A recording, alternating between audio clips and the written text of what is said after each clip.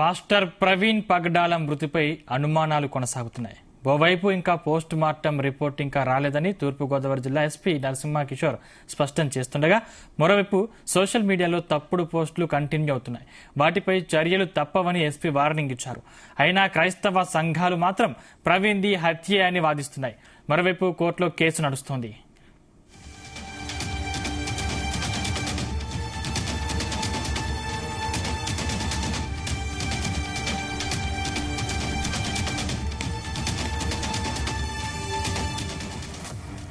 ఇంకా పాస్టర్ ప్రవీణ్ పగడాల మృతిపై అనేక అనుమానాలు కొనసాగుతున్నాయి. ఓవైపు ఇంకా పోస్ట్ మార్టం రిపోర్టు ఇంకా రాలేదని తూర్పుగోదావరి జిల్లా ఎస్పీ నరసింహ కిషోర్ స్పష్టం చేస్తుండగా, మరోవైపు సోషల్ మీడియాలో తప్పుడు పోస్టులు కంటిన్యూ అవుతున్నాయి. వాటిపై చర్యలు తప్పవని ఎస్పీ వార్నింగ్ ఇచ్చారు. అయినా క్రైస్తవ సంఘాలు మాత్రం ప్రవీణ్ది హత్యే అని వాదిస్తున్నాయి. ఇక మరోవైపు కోర్టులో కేసు కూడా నడుస్తోంది.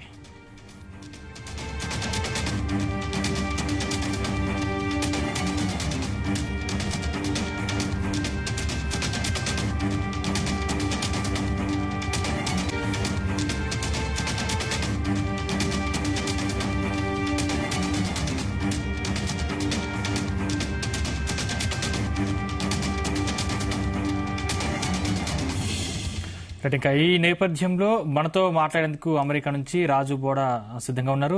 రాజు గారు నమస్కారం అండి. నమస్తే బ్రదర్, కానీ ఐ కెనాట్ సీ యూ.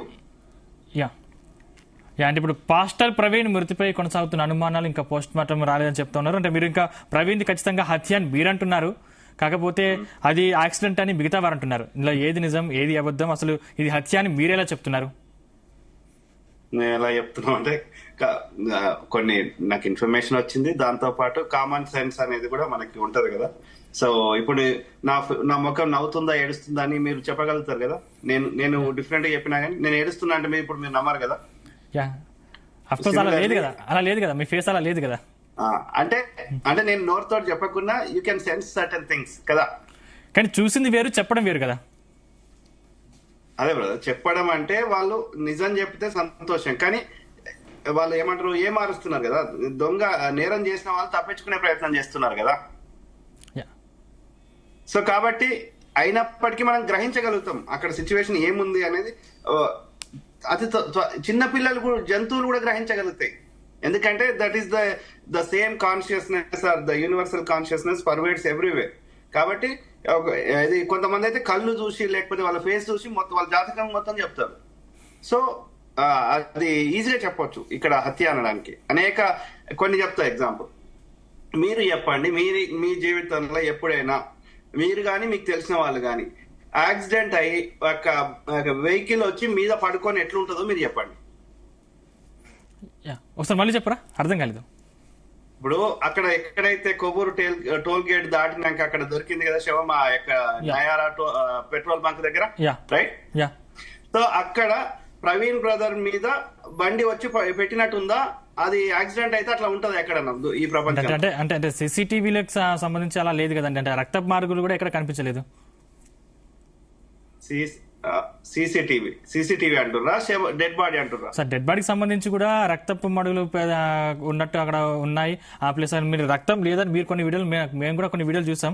దాంట్లో మీరు ఏడుగురు కిడ్నాప్ చేశారని మీరు చెప్తున్నారు. నిజంగా మీరు దగ్గర ఆధారాలు ఉంటే అధికారులకు ఇవ్వచ్చు కదా. ఎందుకు మీరు కేవలం మీరు ఒక మీడియా ఛానల్ పెట్టుకుని దాంట్లో ఎందుకు చెప్తా ఉన్నారు? అలా నేను లాస్ట్ 10 years నుంచి నేను అనునిత్యం అనేక సమస్యల మీద స్పందిస్తున్నా. నేను ఏది పడితే అది చెప్తే నా విశ్వసనీయత కోల్పోతాను. ఎప్పుడు కానీ ఎనీ ఇన్వెస్టిగేషన్ లో భాగంగా ప్రజలకు ఏదైనా ఇన్ఫర్మేషన్ తెలిసిందనుకోండి, దాన్ని టిప్స్ అంటారు, లేదంటే లీడ్స్ అంటారు. వాటి ఆధారంగా వాళ్ళకి మనం ప్రజలకు కానీ అధికారులకు కానీ ప్రజాముఖంగా షేర్ చేసినప్పుడు వాళ్ళ ఇన్వెస్టిగేషన్ ని ఈ కోణంలో కూడా ఇన్వెస్టిగేషన్ చేయడానికి ఒక అవకాశం దొరుకుతుంది. కాబట్టి మనకి ఏ ఇన్ఫర్మేషన్ దొరికినా దాన్ని ఇప్పుడు మీరు ఎనీ నేరంలో ఎవ్వరిని నమ్మరు. నేరం ఇన్సిడెంట్ జరిగిన తర్వాత సొంత భార్యనా, భర్తనా, తల్లిదండ్రుల డస్ నాట్ మ్యాటర్. అక్కడ ఇన్సిడెంట్ జరిగినప్పుడు అది ఎవరిని అందరినీ దోషులుగానే అక్యూజ్ గానే పరిగణిస్తారు. అంటే సీసీటీవీలో కనిపించిన వ్యక్తి ప్రవీణ్ పగడాల కాదంటారా? అస్సలే కాదు. ఎలా? ఆయన ప్రవీణ్ బ్రదర్ ఫిట్టుకున్నాడు, ఈయనకు పొట్ట ఉంది. అన్ని సీసీటీవీలలో ఒక్క ప్లేస్ లో కూడా ఆయన యొక్క ఏమంటారు ఇది ఫేస్ ఎక్కడ మాస్క్ ఫేస్ మాస్క్ కూడా ఎక్కడా కనిపించలేదు, చూపించట్లేదు. అన్ని గంటలు 350 కిలోమీటర్స్ ఒక్క దగ్గర కూడా ఫేస్ తీయకుండా ఉంటారా? నువ్వైనా నేనే మనం ట్రావెల్ చేస్తున్నాం, అన్ని గంటలు అట్లా పెట్టుకొని ఉంటాం. చాలా మంది అయితే హెల్మెట్ పెట్టుకొని రా ఫైన్ వేస్తారంటే కూడా పెట్టుకోరు, ఎందుకంటే మరి కుక్క పోస్తుంది, చెమట వస్తుంది అని. అంటే అట్లాంటిది అన్ని గంటలు ఎందుకు తీయలేదు?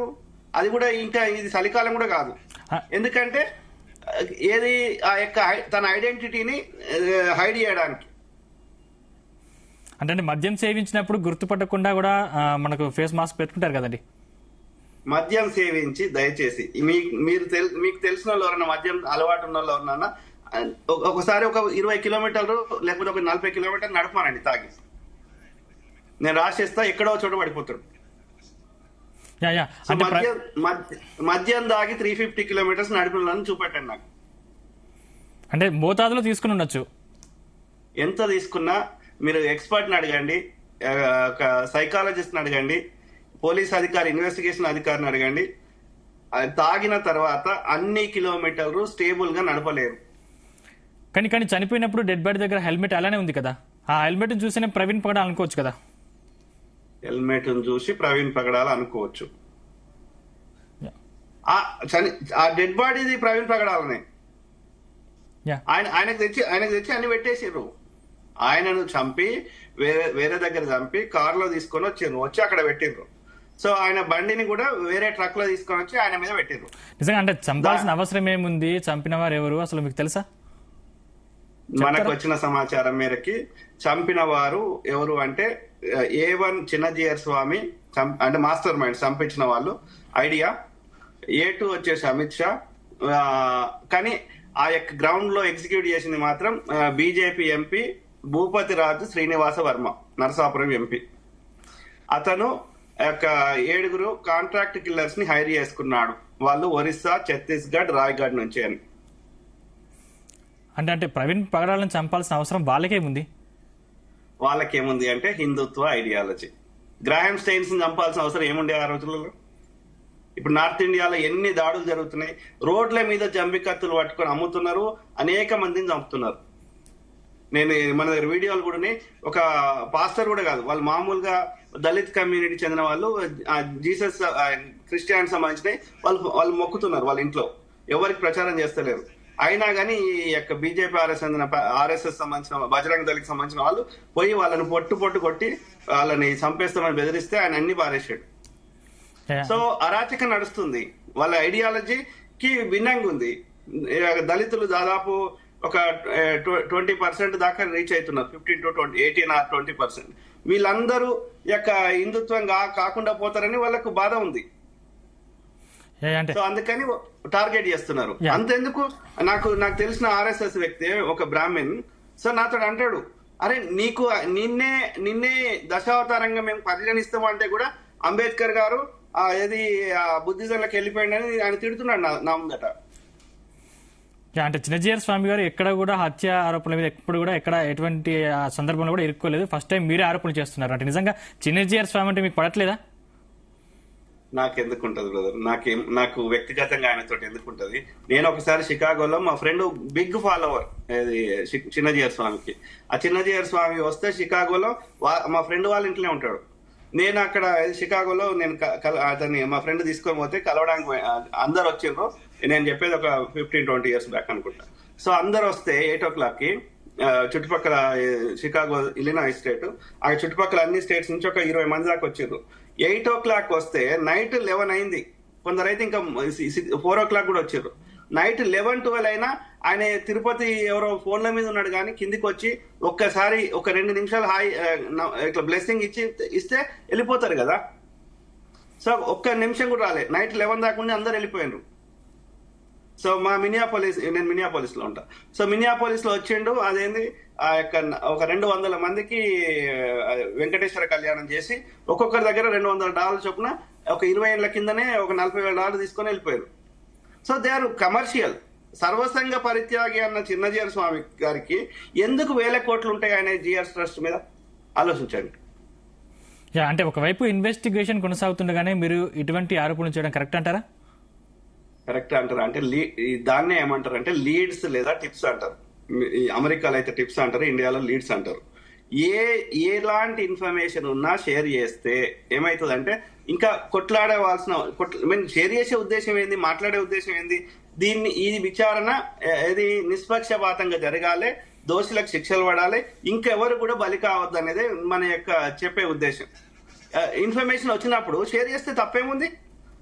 ఆ ఇన్ఫర్మేషన్ ఆసరాగా వేసుకొని యూ డూ ప్రాపర్ ఇన్వెస్టిగేషన్. రాజు కూడా తప్పు చెప్తున్నాడు, ఇది కాదు, మన దగ్గర ఈ ఆధారాలు నేను బయట పెట్టండి. నేను బయట మాట్లాడడం వల్ల ఒకటి నిష్పక్షపాతంగా ఇన్వెస్టిగేషన్ చేయమని డిమాండ్ వస్తుంది. దానికి తోడు ఇది యొక్క మీ మీద ప్రెషర్ పెడుతున్నాం. అంటే మీరు నిజంగా నిజాన్ని నిర్భయంగా చెప్తున్నారు, మాట్లాడుతున్నారు అంటే ఇటువంటి విషయంలో మీకు బెదిరింపు కాల్స్ ఏమైనా వచ్చాయా? బెదిరింపు కాల్స్ నాకైతే రాలేదు, ఈ విషయంలో అయితే రాలేదు. అంటే ప్రవీణ్ పగడాలకు మీరు సపోర్ట్ చేసినట్టే మాట్లాడుతున్నారు కదా. ప్రవీణ్ పగడాల ప్లేస్ లో ఎవరున్నా మాట్లాడతా. అంతెందుకు ఒక 2 years బ్యాక్, 1.5 year బ్యాక్ అనుకుంటా, ఎన్నికల ముందు. సో నా మీద కూడా ఒక నల్లాయన్ ఇది పంపించారు. ఈ ఆర్ఎస్ఎస్ ఆయన నాతో మాట్లాడట. ఆయనకు రామ్ మాధవ్ ఢిల్లీలో తెలుసు. ఆ రామ్ మాధవ్ ఎవరికి అంటే అమిత్ షా పక్కకు ఉంటాడు. సో ఒక గోదావరి జిల్లాలో ఒక బ్రాహ్మణ ఆమెను నాకు ఫోన్ లైన్ లో ఉంచి ఓ నల్లాయన్ డోర్ కొడితే పంపిస్తే నేను దిగలేదు. వాడు పెద్ద బ్యాక్ ప్యాక్ వేసుకొని అన్ని ఎక్విప్మెంట్ ఉంది. సో నేను ఇమ్మీడియట్ గా పోలీసులకు కాల్ చేసిన. 5 minutes లో పోలీసు వచ్చే లోపలనే వాడు పారిపోయాడు. సో అట్లనే ఇక్కడ ఇది కెనడాలో ఒక ఖలిస్తాన్ అది చేస్తున్నా ఆయన ఉద్యమం చేస్తున్నా చెప్పి ఆ కెనడాలో ఒక అతన్ని చంపేస్తే ఆ కెనడా ప్రైమ్ మినిస్టర్ అప్పుడు జస్టిన్ ట్రూడో ఉండే అప్పుడు. సో ఆయన ఏం చేసిండు, ఇండియా గవర్నమెంటే చేయిస్తుంది అని చెప్పి ఆయన చాలా వాళ్ళ పార్లమెంట్ లో కూడా మాట్లాడిండు. అట్లనే వాళ్ళ యొక్క దౌత్యవేత్తల్ని బహిష్కరించాడు. వాళ్ళు చాలా చేశారు. సిమిలర్లీ అమెరికాలో ఉన్నటువంటి ఖలిస్తానికి చెందిన సిక్ అతన్ని చంపే ప్రయత్నం చేస్తే అతనికి జస్ట్ లో మిస్ అయింది, అది ఎగ్జిక్యూట్ కాలేదు. కానీ ఎవరు చేసిండ్రు అనేది విచారణలో భాగంగా నిఖిల్ గుప్తా అనే ఆయనను ఆఫ్రికా దేశం నుంచి ఆయన ద్వారా చేయించారు అమిత్ షా వీళ్ళు కేంద్ర ప్రభుత్వం, అదే బీజేపీ ప్రభుత్వం. సో బీజేపీ ఆర్ఎస్ఎస్ అందుకని ఆయనను ఆఫ్రికా దేశం నుంచి ఇప్పుడు అమెరికాకి ఎక్స్పైర్డ్ అంటే తీసుకొచ్చారు. ఇప్పుడు విచారణ జరుగుతుంది, ఆయన జైల్లో ఉన్నాడు. So they can do anything. Mahatma గాంధీని చంపి వీధులలో స్వీట్లు పంచుకున్నారు, సుంతి చేయించుకొని ముస్లిం చంపినని ప్రచారం చేశారు. జాతిపిత అయిన మహాత్మా గాంధీని చంపగలిగిన వాళ్ళు ఎవరినైనా చంపుతారు. I can talk hundreds of evidences. Godhra సంఘటనలో ఏది కరసేవకులను చంపింది వీళ్ళే. కరసేవకుల యొక్క శవాలను ఓపెన్ టాప్ జీప్లలో తీసుకెళ్తూ మైకులలో ప్రచారం చేస్తూ మన హిందువులను చంపిన ప్రచారం చేసి 3,000 మంది ముస్లింస్ ని నిండు శూలాలు గర్భవతి అయిన మహిళని ఆ లోపల ఉన్న బిడ్డను తీసి జంబికత్తికి పైన పెట్టిర్రు. వీడియోలు కూడా రిలీజ్ అయినాయి. ఇదంతా బీజేపీకి ఏం సంబంధం రాజు గారు? ఏది బీజేపీ? ఇదంతా బీజేపీకి ఏం సంబంధం? మీరు నిజంగా బీజేపీ చేసిందని ఆరోపిస్తున్నారు. ప్రతిదానికి మీరు బీజేపీకి ముడి పెడతా ఉన్నారు. బీజేపీకి ఏం సంబంధం? ఎవరుండే అప్పుడు అందులో ముఖ్యమంత్రి ఎవరుండే గోద్రా అప్పుడు చెప్పండి. దేశంలో జరిగిన అన్ని దాడులలో కూడా బీజేపీ ప్రభుత్వం ఉన్నప్పుడు ఎందుకు జరుగుతున్నాయి? ఎందుకు విచారణ జరుగుతలేదు? మొన్న పొగ బాంబు జరిగింది పార్లమెంట్ మీద, ఇప్పటి వరకు విచారణ ఎందుకు జరగలేదు? దోషులకు శిక్షలు ఎందుకు పడలేదు? మీరు చెప్పండి దయచేసి. పుల్వామా దాడి దానికి ముందు రోజు ఆ చెక్ పోస్ట్ ఎందుకు లేకుండా పోయింది? ఇప్పటి వరకు విచారణ దేశంలోకి 200 kg ఆర్డీఎక్స్ ఎందుకు వచ్చిందో ఇప్పటి వరకు విచారణ ఎందుకు జరగలేదు? దోషులకు శిక్షలు పడలేదు చెప్పండి. కాంగ్రెస్ హయాంలో బీజేపీ వాళ్ళు బీజేపీ ఆర్ఎస్ వాళ్ళు ఎన్ని దాడులు చేయించినా ప్రతి దానికి విచారణ జరిగింది, శిక్షలు పడ్డాయి. అఫ్జల్ గురికి ఉరిదీయబడ్డాడు, కసబ్ ఉరిదీయబడ్డాడు. కానీ ఇప్పుడు ఎందుకు విచారణ జరుగుతలేదు, దోషులకు శిక్షలు పడతలేవు? మీరు చెప్పండి మరి. అంటే నిజంగా అంటే ప్రవీణ్ పగడాల మృతిపై ఓవైపు ఇన్వెస్టిగేషన్ కొనసాగుతుండగానే అనుచిత వ్యాఖ్యలు చేసినా, పోస్టులు పెట్టినా ఖచ్చితంగా మేము చర్యలు తీసుకుంటామని చెప్పేసి గవర్నమెంట్ చెప్తోంది. దీనిపై మీ అభిప్రాయం ఏంటంటారు? మేము ఇప్పుడు ప్రజా కోర్టును మించిన కోర్టులు లేవు. జల్లికట్టు మీద ఒక తీర్పు ఇస్తే ఇది మా వేల సంవత్సరాల సాంప్రదాయము, దీన్ని తీసేసే హక్కు లేదు అంటే సుప్రీంకోర్టు తన యొక్క తీర్పును వెనక్కి తీసుకుంది. ప్రజల కోసం ప్రజల చేత ఏర్పడబడిన వ్యవస్థలే ఇవన్నీ. ప్రజాస్వామ్యంలో భాగంగా ప్రజాస్వామ్యాన్ని పరిరక్షించడానికి ఏర్పాటు చేయబడిన వ్యవస్థలు. అక్కడ ఉన్న జడ్జిలకి కానీ, పోలీసులకు కానీ, మిలిటరీ వాళ్ళకి కానీ, ప్రైమ్ మినిస్టర్కి కానీ జీతాలు ఇస్తుంది. ప్రజలు కడుతున్న జిఎస్టీ మీద, వాళ్ళు కొనుక్కునే వస్తువుల మీద వేసే ట్యాక్స్ డబ్బులు, వాళ్ళు కొనుక్కునే పెట్రోల్ మీద వేసే ట్యాక్స్ డబ్బులు. కాబట్టి ప్రజలకి రెస్పాన్సిబుల్గా ఉండాలి, ప్రజలకు సేవకులుగా ఉండడానికి మిమ్మల్ని అక్కడ కూర్చుండబెట్టింది తప్ప మీరు సరిగ్గా ప్రజలకు సేవ చేయకపోతే మీ స్థానంలో ఇంకోని ఎన్నుకుంటారు. కానీ ప్రజల్ని అబ్యూజ్ చేస్తూ, ప్రజల సొమ్మును దోసుకుంటూ, ప్రజలు ఇచ్చే ట్యాక్స్ల ద్వారా మీరు బతుకుతూ ప్రజలకి భిన్నంగా ప్రజలకి ఇబ్బంది పెట్టే విధంగా ప్రవర్తిస్తా అంటే ప్రజలు ఎందుకు చూస్తూ ఊరుకుంటారు? రోడ్ల మీదకి వస్తారు, ధర్నా చేస్తారు. ప్రజల ఆగ్రహం కట్టలు దించితే ఇంకేమవుతుందో.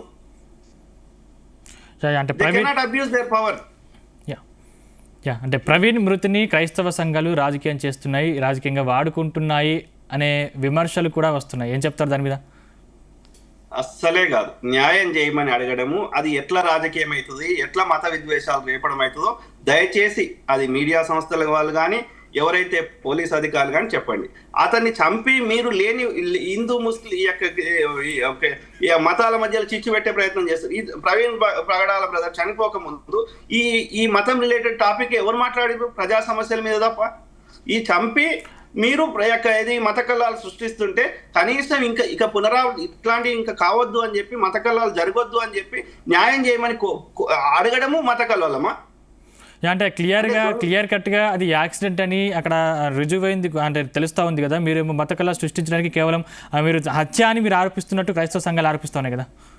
చెప్పండి, ఒక్క ఆధారము ఏది మరి ఎందుకు రిపోర్ట్ బయట పెడతలేరు? ఫోరెన్సిక్ రిపోర్ట్ కానీ, ఫోన్ ఫోరెన్సిక్ మీ దగ్గర ఎవిడెన్స్ ఉంటే మీరు బయట పెట్టచ్చు కదా రాజు గారు. మేము ఎవిడెన్స్ పోలీస్ రిపోర్ట్లు వచ్చిన తర్వాత మేము ఆల్రెడీ షేర్ చేయాల్సినవి ప్రజాముఖంగా షేర్ చేస్తున్నాము. కోర్టులలో కేసులు వేసే వాళ్ళు వేస్తున్నారు. ఆ ఇన్ఫర్మేషన్ ప్రజలకు ఎప్పటికప్పుడు అప్డేట్ చేసే ప్రయత్నం చేస్తున్నాం.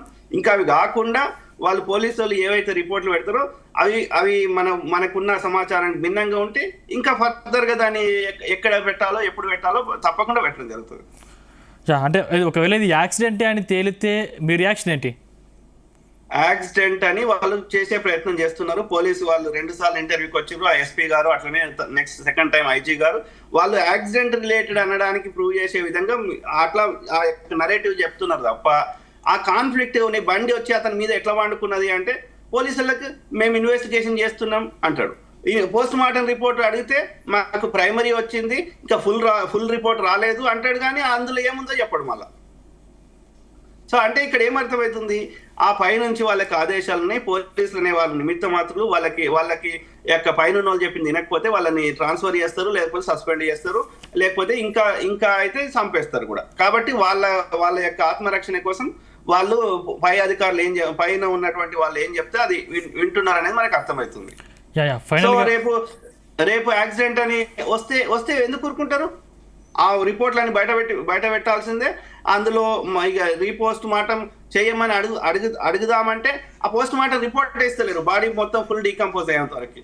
సో ఇట్లాంటి కేసులలో మాక్సిమం ఏమైంది గతంలో, అది ప్రత్యక్ష గారి కేసు కావచ్చు, ఇంకా అనేక కేసులలో ఏమైంది, అన్ని ఆధారాలు ఉంటే కేసు విచారణకు రాదు. ఇలా అది మనకు అన్ని ఆధారాలు ఉన్నాయి. పబ్లిక్ గా ఇద్దరు బ్రాహ్మణ లాయర్లని వామన రావు అనే దంపతులను చంపేశారు. అన్ని ఆధారాలు ఉన్నాయి వీడియోతో సహా. కానీ ఆ కేసు ఇప్పటి వరకు విచారణకు రాలేదు. 3 ఏళ్ళైందో 4 ఏళ్ళైందో. ఇది దౌర్భాగ్య పరిస్థితి, కానీ ఏం చేయలేని పరిస్థితి. రాజు గారు, అంటే ఫైనల్ గా మీ డిమాండ్ ఏంటి? మీరు ఏం చెప్తారు? ఏదన్నా ఉంటే ఏది కాన్ఫ్లిక్టింగ్, అది చర్చ్ రిలేటెడ్ కావచ్చు, ఫోర్స్ఫుల్ కన్వర్షన్ కావచ్చు, ఇంక ఎనీ కాన్ఫ్లిక్టింగ్ అంటే ఇద్దరి ఆలోచన విధానంలో డిఫరెంట్గా ఉన్నప్పుడు చర్చల ద్వారా, లేకపోతే వాళ్ళు ఏం చెప్పి పాస్టరు తనకు సంబంధించింది రాముందో ఇంకోటి చెప్పినప్పుడు మీకు సంబంధించి చెప్పండి. You also have the same freedom of expression the Constitution of India is giving to them as well as to you. కాబట్టి అది శాంతియుతంగా చర్చల ద్వారా కానీ, నీకు చెప్పే భావన వచ్చినప్పుడు నీకు చెప్పి కానీ అట్లా చేయాలి. కానీ violence is not the solution. ఇప్పుడు మీరు అతను చంపారు, వాళ్ళు ఎవరు ఇంకోని చంపుతారు. This never ends, this violence. కాబట్టి ఈ వైలెన్స్ ద్వారా ఏమి సాధించలేము.